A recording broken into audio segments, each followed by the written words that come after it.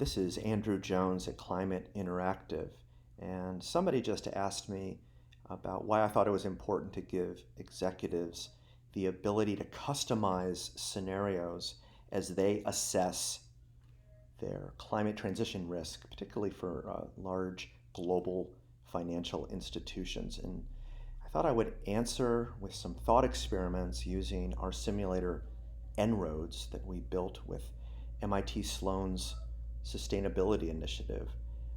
The model, of course, is built with the best available literature.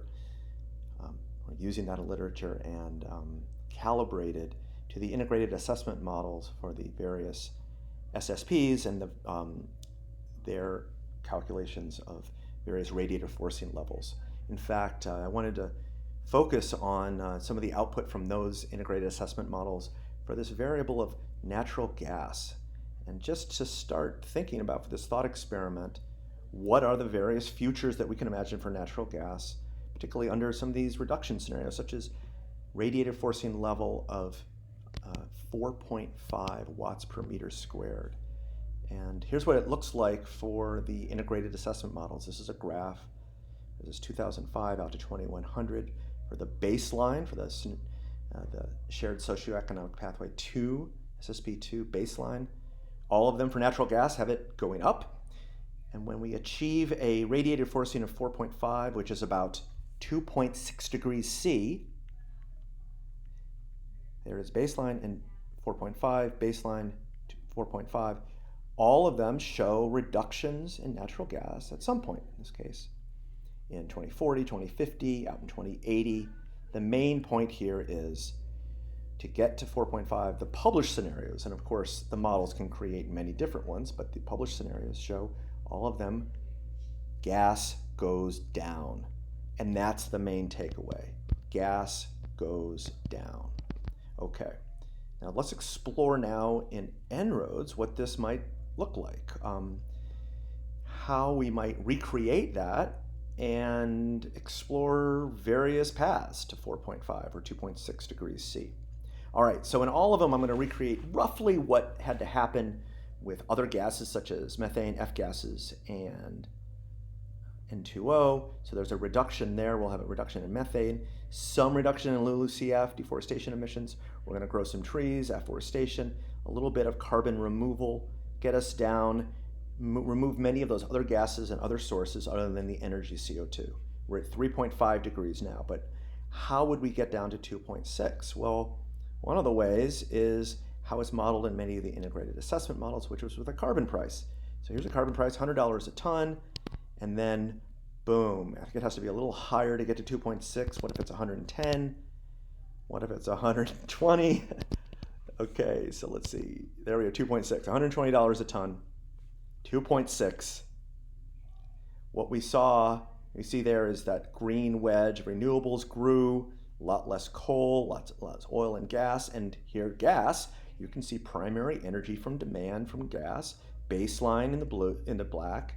In this scenario, it flattens and then continues to grow. But the main thing here is much less gas in this scenario. Imagine another scenario, and remember this shape right here. It's going to be different when we get rid of it. I'm going to move this carbon price back. We're going to have no carbon price again. Now, there's another path, and another path would be to imagine that these price drops in renewables continue. Watch the green area of renewable energy grow as we imagine growth in renewables, but what if we get even more? What if we have, say, breakthrough cost reduction, significant breakthrough cost reduction of storage in the renewable area? What if we also have energy efficiency in transport and in buildings, and then extensive electrify everything? We have electrification, 2.6. Really, this is an approach with alternatives to fossil fuels. Alternatives drive the changes in fossil fuel emissions necessary to limit warming to radiative forcing 4.5, which is 2.6 degrees C. In this case, natural gas peaks and falls steadily, a very different shape if it comes via this kind of approach in the world. Remember, the other one was flat for a while and then rising. Very different shape. Two very different approaches based on stories that certainly executives are talking about different paths forward, such as these two. But I have an even more different path that when I talk to executives, they consider as well. I'm going to undo what we did in electrification and energy efficiency and renewables. Here we are going back, back, back. Okay, 3.5 degrees. Here we sit. All we've done again is these actions in these other areas, such as, well, just pull them up, carbon dioxide removal and the other gases, etc. We're back here at 3.5. Another approach entirely would be, what if we see these current market trends in coal? What if there's no new coal infrastructure built? Watch the brown area in the top left of coal. As we shrink the brown area of coal, look over in the top right, natural gas, primary energy demand, of course, goes up. It's the squeeze the balloon. You squeeze down in one area and the demand moves to another. Pops up. We get from 3.5 to 3.0. And we can imagine other things happening in the natural gas industry. Look to see, right now we have a modest growth in gas CCS. That brown area stacked on top is gas CCS for electric use. What if we saw a breakthrough in gas CCS? So we get more gas CCS. You saw that grow. More gas CCS goes up, and that drops the temperature a little bit as well. And what if there's just more pressure on oil? Watch the red area of oil, energy efficiency and transport, electrification, where we don't have electric share of final energy and transport at 20% or so, but it goes all the way up to 65%. Again, a scenario that we've heard of, and some more either energy efficiency and some electrification.